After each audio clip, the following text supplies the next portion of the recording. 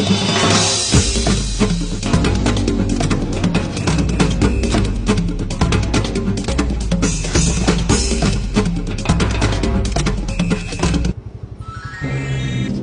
Maring Gracia!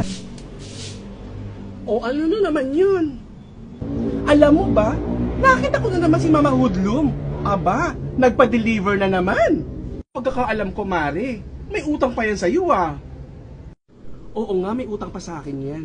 Teka, ano na naman ba pinadeliver niya? A few moments later.